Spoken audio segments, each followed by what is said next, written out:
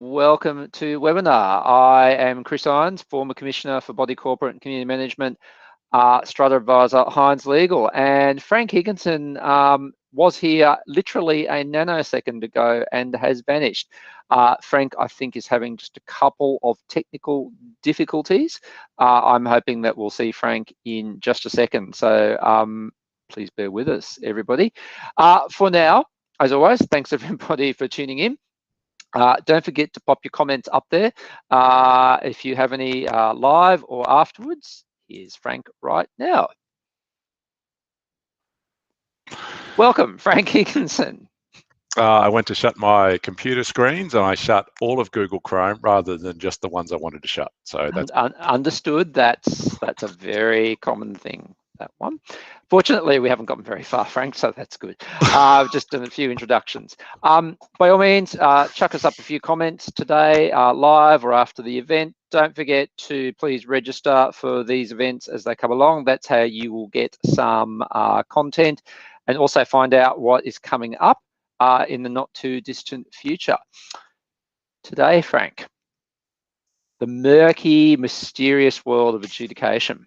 Oh, well, murky depends on who you're talking to, doesn't it? It does. Yeah, it's an interesting one, I suppose. We have a substantial degree of flexibility about what we talk about. And I know Chris still does it every time in terms of, like, adjudication decisions don't pop up every day. They come up in swathes, don't they? Here's the last 30 or 40 or whatever it might be. And Chris always reads them and always will send through, look at this one. What about this one? So we thought, as a bit of a breakdown, 3 interesting decisions, and of course, how we could have helped or what people could have done differently, I suppose. Bit of a combination of the two, and see how it goes. Couple of points to make at the outset before we get into our first one. A quick adjudication 101, Frank. It always helps to clarify what we're talking about. So adjudication is about getting a legally enforceable and appealable decision. Adjudicators, they're independent decision makers, aren't they, Frank? And they're not subject to, so when I was commissioner, I wasn't telling the adjudicators what to write or what to decide. They decide that themselves. So they're a bit like a magistrate, aren't they, Frank? Or a judge. I mean, I don't, you know, they're really a judge because they have material put before them, they make a decision. And the difference, I think, from adjudication through as against courts is adjudication is supposed to be an inquisitorial process, isn't it? Where the adjudicators will actually go back to people and ask them, what about this? And can you give us this material? And they can ask for information, and they quite often do that.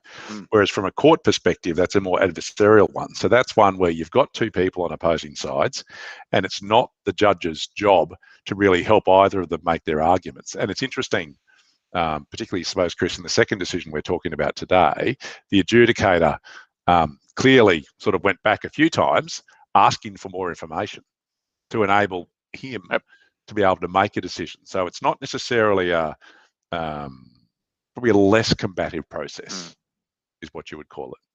A couple of other quick points to make. Adjudicators aren't necessarily bound by precedent. They will obviously take into account what's been done before, but it's not necessarily a precedent-based approach. Adjudication is meant to be the last resort. So the last ride, your last ride in the saloon, if you like. Really, the way things are set up legislatively, your dispute should be resolved by that point. But I think it's fair to say, Frank, it's operating the other way around these days. It is. And I mean, and that's part of the process. We actually really haven't done a webinar on conciliation. That might be another one. But ideally, the Commissioner's Office, before you can get to adjudication, I suppose to enliven the adjudicator's jurisdiction in a sense, you've got to attempt to resolve the dispute yourself. Usually then, the Commissioner's Office, to the extent that you try that and it doesn't get an outcome, they will try to push you into conciliation, where they sit down with trained conciliators to sort it out. And only if you've tried, the conciliators tried, other than, I suppose, some exceptions when it might be a pure legal point about an AGM motion or something like that, then it's off to adjudication. So it's really almost a third step in trying to resolve a problem before you can actually get there.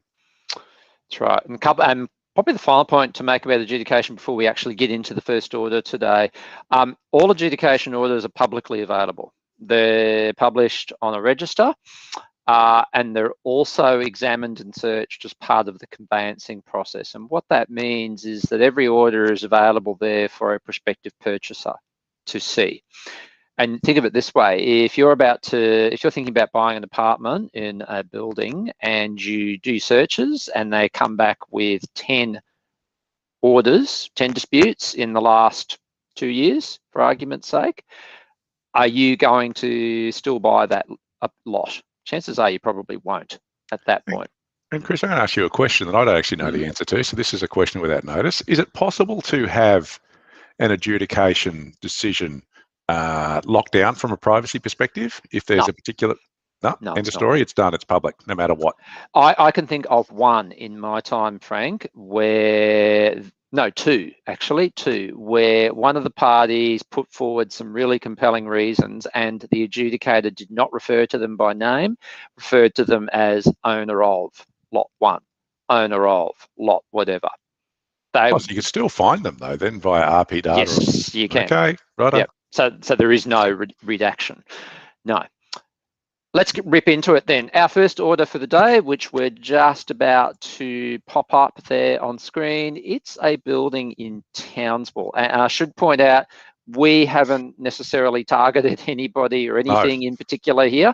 We've just picked out 3 that we thought were worth discussing. This is a building in Townsville, and this is a dispute about a dog. Really? Yes. No, who would have thought? Disputes in Strata. Yeah, I know. When did that happen? Yeah, no.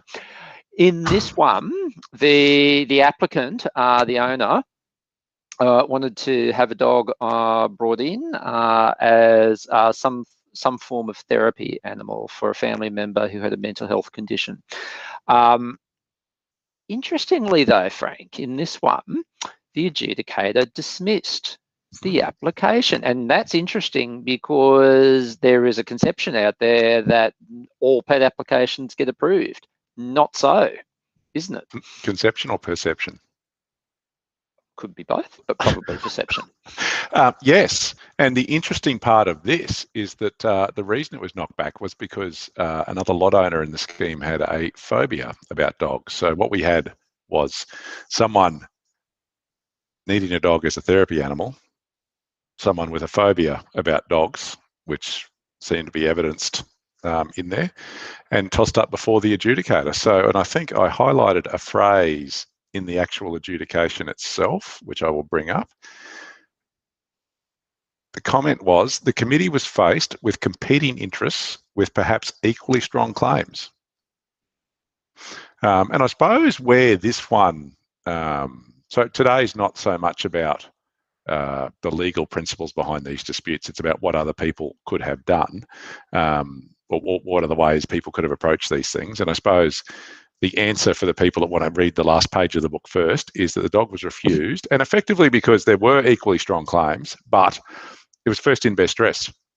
There was already an owner there who had a phobia, so therefore, really sorry, you can't bring a dog in with that. So again, highlights, I suppose, the ability for adjudications and adjudicators to make decisions that are just and equitable in the circumstances, because in theory, you probably could have tossed a coin and gone the other way, and it might have been just and equitable to do so. But what we're talking about today is what else could have been done to avoid the need for this particular adjudication. And I suppose when I read this decision, and it's relatively short, there's not a whole lot of, yeah, compared to the next one, there's not a whole lot of history there about communications between the parties. So my immediate take was that it's probably all been done potentially in writing. Application made, application refused, probably nasty letters exchanged, no face-to-face communication, no discussions, and no discussions, I suppose, particularly between the owner who wants to bring the dog in and the owner of the owner with the phobia. As much as it's hard to tell that from the decision itself, but normally, I suppose, if there were extensive discussions, that might have even been referenced in the decision as a way that the parties attempted to resolve the dispute themselves. So number one for me is, this is probably that typical, let's just get on email and fire things around, and it escalates before we've actually communicated. So, and Chris, I'll throw this to you then, I'll segue back. If there was communication, how do you reckon that should have been handled? Or how could that have been handled? See, given the sensitivities involved here, Frank, because we're talking about two sets of medical conditions, and that's always a very, very sensitive topic for the parties involved. So given that, I actually think that's the first step is to not put it in writing, and you have the discussion in light of those sensitivities. And maybe it did happen, we don't know, but if it didn't happen, it's about the applicant going to the committee and saying, look, here's our situation and here's what we are hoping to achieve, and then having the discussion. And then in an ideal world, Frank, the committee would have come back and said, look, we've got a problem here. One of the owners has presented evidence, and that's the key bit about the phobia. They've presented evidence of their phobia of the animal. How do we get past that?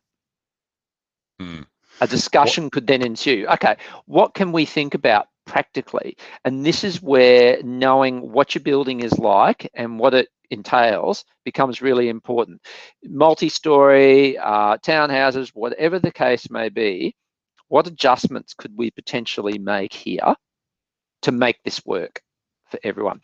Maybe that happened, Frank. Maybe. I doubt it. Maybe it did happen. What conditions could we? So I suppose, and you'd almost look at this, it's an all or nothing. I want to keep the dog. Yep. But I want to keep the dog with the condition that maybe it'll be on a ridiculously short leash if it's ever on common property. And I'll never, ever make sure that's not the case. Or I'll it's muzzled on common property. Yeah. I'll take it out the back door, the back gate, if it's townhouse estate. I'll put a gate in the back fence, and I'll only ever walk him or her out that back fence, so it'll never come on common property and never come near that owner with the phobia. And I suppose that's where discussions, short form mediation of some description or something like that might have led to an outcome where, well, actually, no, maybe that might work.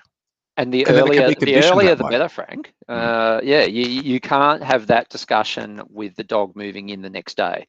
That doesn't work.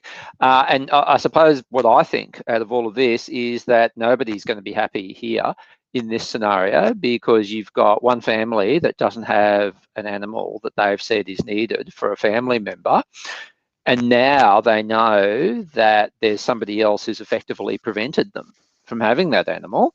I can't imagine life there being rosy or happy after that.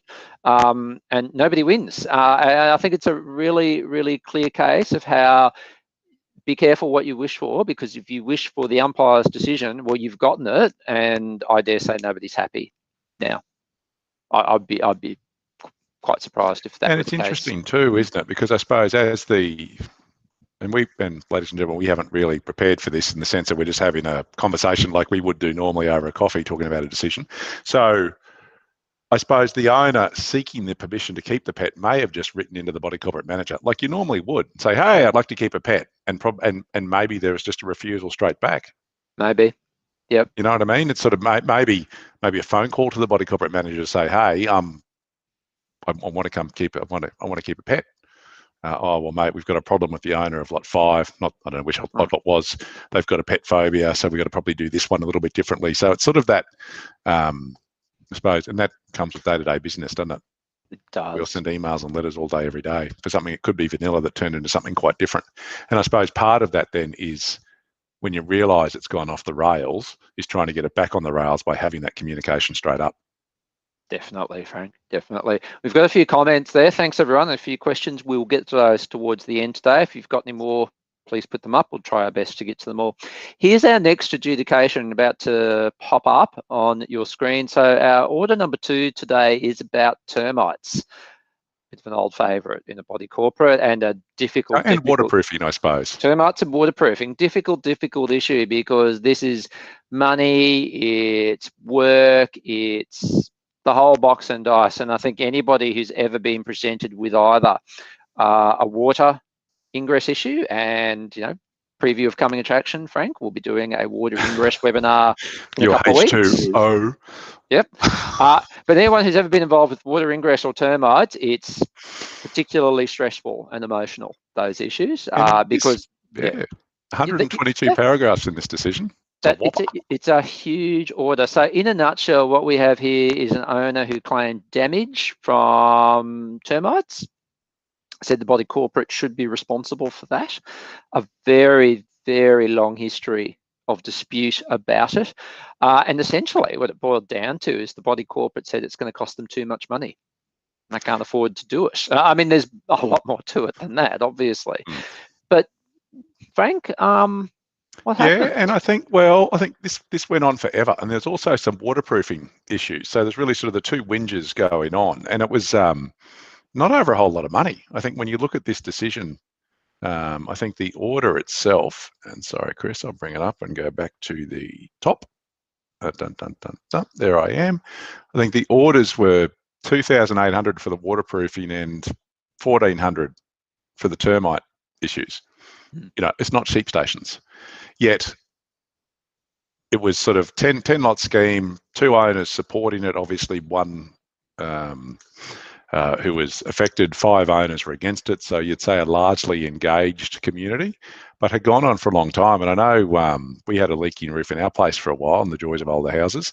And every time it rained, it was just like we had to get the buckets out and make sure that everything out of the way. It just drove us both nuts. And it's almost leaving your house. You almost check the weather forecast before you went to make sure you didn't have to put the stuff out. Yep. So how you live with that for that long, I think, is beyond me. But I suppose at the end of the day here, the other reasons that the body corporate seemingly refused the works was that the quote's 10 months old and it's out of date. So really technical sort of spurious ground. And then that really isn't, as the adjudicator pointed out, a basis for a body corporate to refuse to comply with what its statutory obligations are. And one of the other ones was, well, the guy who gave that quote's actually not capable of doing the work anymore. He's crook. So, you know, they really descended down into that level of, you know what, we're going to find any reason we can to make sure this doesn't happen. And I think this decision, Chris, one of the other things, the owner was accused of acting in their own self-interest. It's like, but who doesn't? Yeah, I want my waterproofing done, and I want this termite issue fixed. They're entitled to do that. And in fact, it's sort of unrealistic to a degree to expect people to act in the common good as opposed to in their own self-interest. So when you go through this whole history, it's quite interesting. And I suppose at the end of the day, again, turning to the last page of the book, the adjudicator just logically worked through, yes, it's a piece of common property. Yes, the body corporate's got a statutory obligation to maintain it. Yes, the body corporate must do it, regardless of whether it wants to or not, and regardless of whether all of the owners tie in, and regardless of whether it's got the $4 and a bit grand set aside for that decision. If it doesn't have the money, it's got to go and raise it. That's right. But this dispute, I suppose, from start to finish, not so much the adjudication itself, seemed to have been dragging on for years. So again, what could have happened here to stop 4 years, I think, really, of pain? The first thing, Frank, I think we've already highlighted that, is to put yourself in the shoes of the other party. And you spoke from personal experience about water leaks. If someone's living with that for 4 years, surely at one point you can put yourself in the shoes of that person, and you don't have to be sorry for them, you don't have to have pity for them, but you do need to understand where they are coming from. The idea that you would then put a series of hurdles in their way to getting it resolved, that doesn't speak well for anybody. And I think the adjudicator has highlighted that very much in there. That would be relatively aggravating, wouldn't it? Absolutely. We run your contractor and he can't do it, mate, so no. And the adjudicator absolutely takes that into account, how you've conducted yourself in the process. If you have gone out of your way to be difficult, the adjudicator will see that and will comment upon it, and it may contribute to the end result. The idea that we're not going to do something because we don't have the money, too bad. The adjudicator is very, very blunt in this order. That doesn't matter. If the body corporate has to do it, it has to do it, and it has to find the money. It's not a case of crying poor. Body corporate can't cry poor. Probably the other thing that leaps out at me, Frank, is just there are some governance issues here in this building. The committee doesn't seem to have a great grasp of governance, proper governance. That's not a surprise. Happens in a lot of buildings. So, mate, there's a free training that can be done for committee members out there. There are other places to get committee training.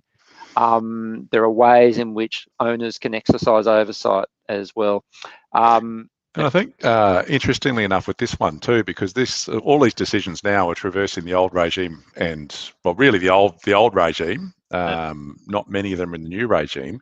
This owner put this motion to general meeting to have the body corporate vote to do these things.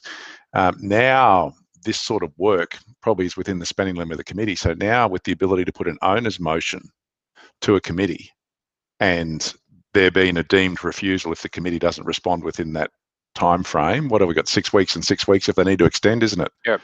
So 3 months later, exactly where you stand, but this wouldn't have been that hard. So, and I suppose this one to me highlighted to a degree what we're trying to do with these webinars. And we've had a bit of feedback this week actually from a range of viewers who've been saying how much they've been enjoying it.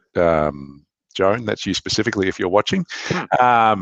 But it's trying to help people understand what they should be doing to avoid this sort of stuff, because there was a bit of an educative process here, probably on both sides.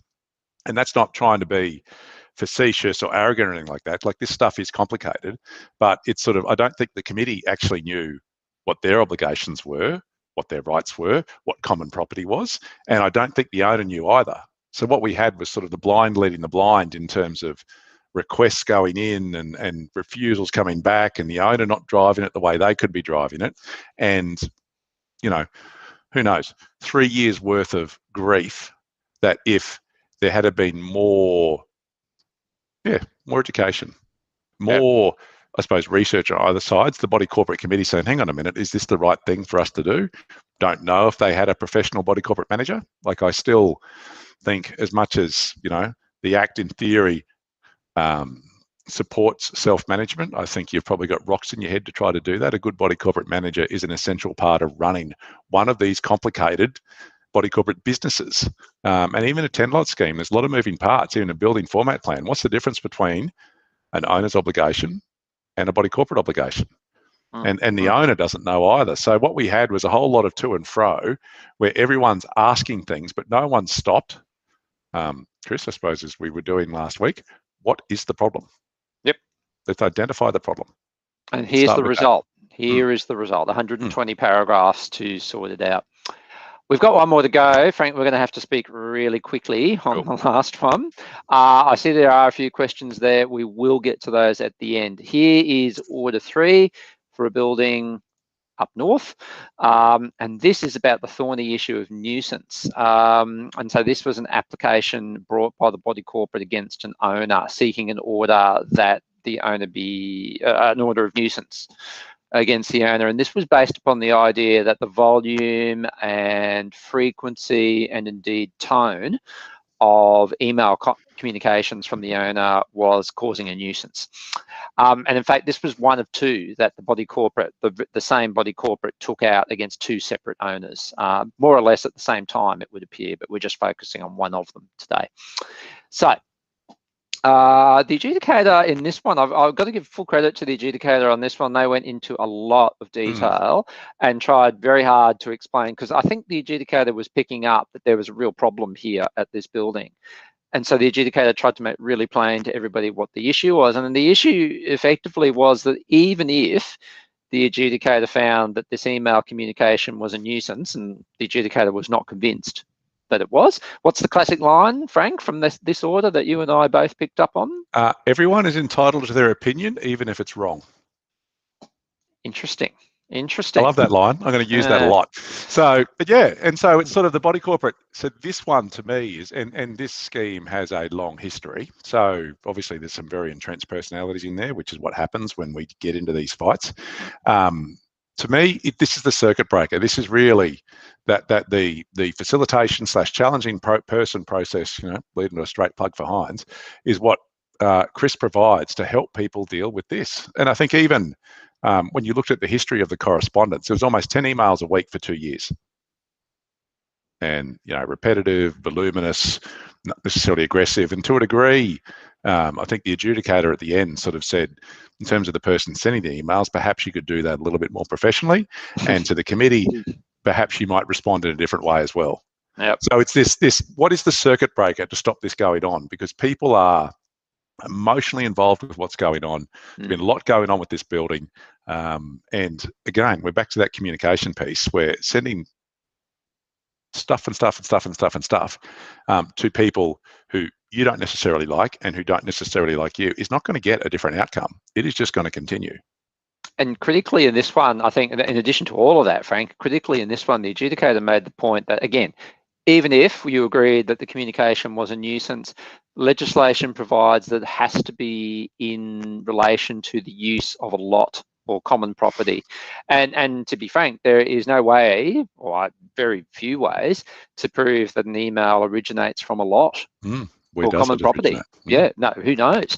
And so with that in mind, the adjudicator had no option to find nuisance in that particular case. And so it failed. And again, as Frank said, it's a history, it's a scheme with a history, and that's just going now to continue because you had a formal action taken against someone and it failed. So things continue. And that'll invigorate the person against who it failed. It will. That's right. You tried to shut me down. You tried to shut down free speech. Absolutely. I think one of these referred to something. This is not allowed in a democracy like Australia. That was another line I got from somewhere in there. Anyway, but yeah, that's that circuit breaker element for this one. Like it's just that typical deep into the morass of firing or throwing stones at each other for years. Yeah. How do you break out of it? How do you break out of it, Frank? That's a really good question. And I think the point that we want to leave, and we will get to these questions in a second. Well, the point we want to leave out of today, we just picked these 3 applications out of there. We're not saying that there's always going to be another approach to adjudication. There are absolutely instances where that's the only choice. You have to get it resolved that way. That's the only option left.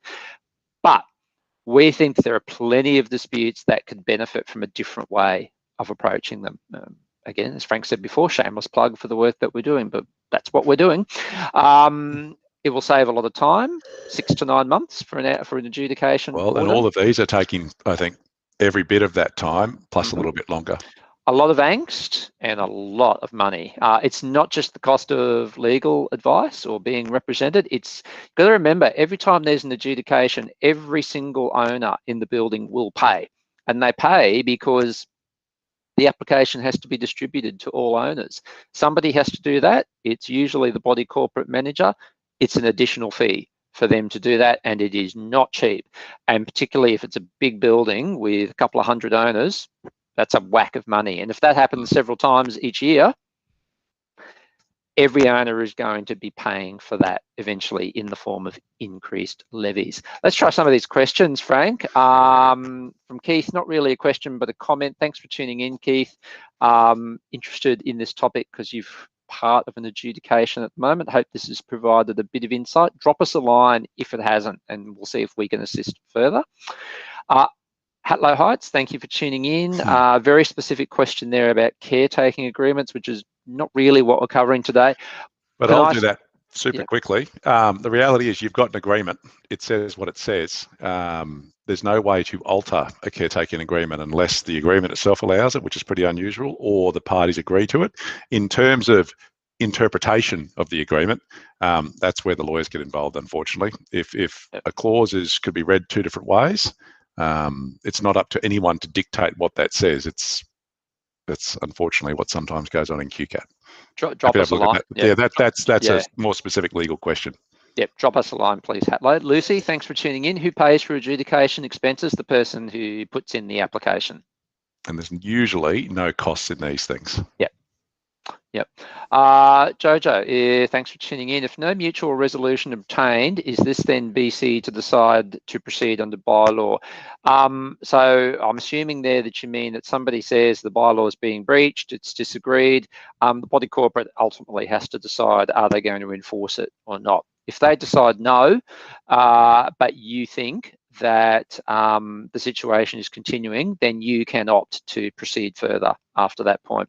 We're doing bylaw enforcement next week, so tune in next week, you'll get some more answers to that. And then Jojo, a very specific question about body corporate versus owner responsibility. Very difficult to give you a definitive answer on that one. Depends what type of plan format you're in, but that still is right up there in the probably number 1 dispute, number 2 dispute in the Commissioner's Office about maintenance responsibility. So that is really confusing. Does depend on a few things, but we can quote you on that if you need it. Neil, thanks for tuning in. Any suggestions regarding visitor pets? We have a resident who insists on allowing 2 visitor dogs in addition to his own. Council has 1 dog limit. Depends what your bylaws say, Neil.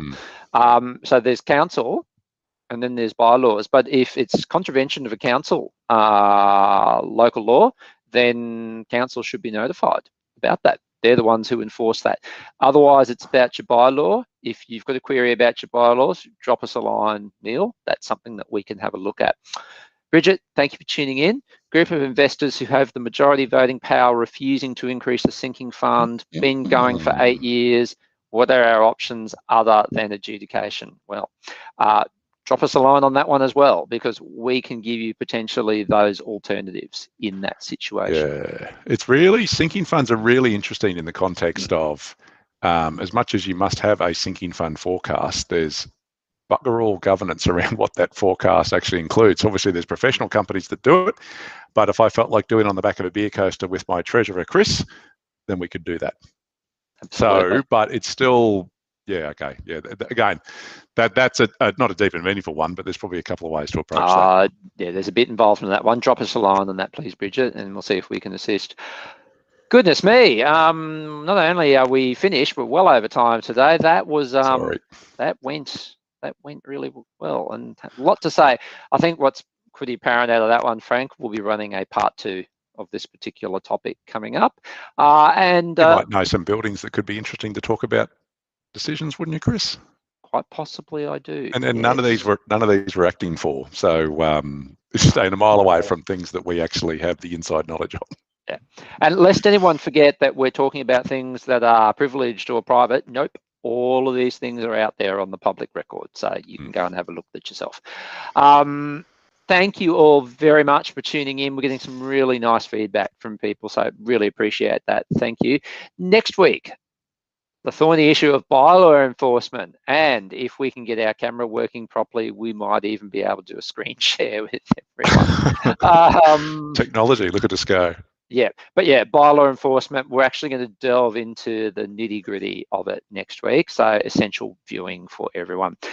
Until then, as I say, don't forget to register to get a reminder of that. If you're thinking of any more topics that you want us to cover, we got one just before, shoot us an idea. We'll see if we can cover it off in the coming weeks and months. But for now, Frank, thank you as always. See you, everyone. See you, everyone. Thanks again for tuning in.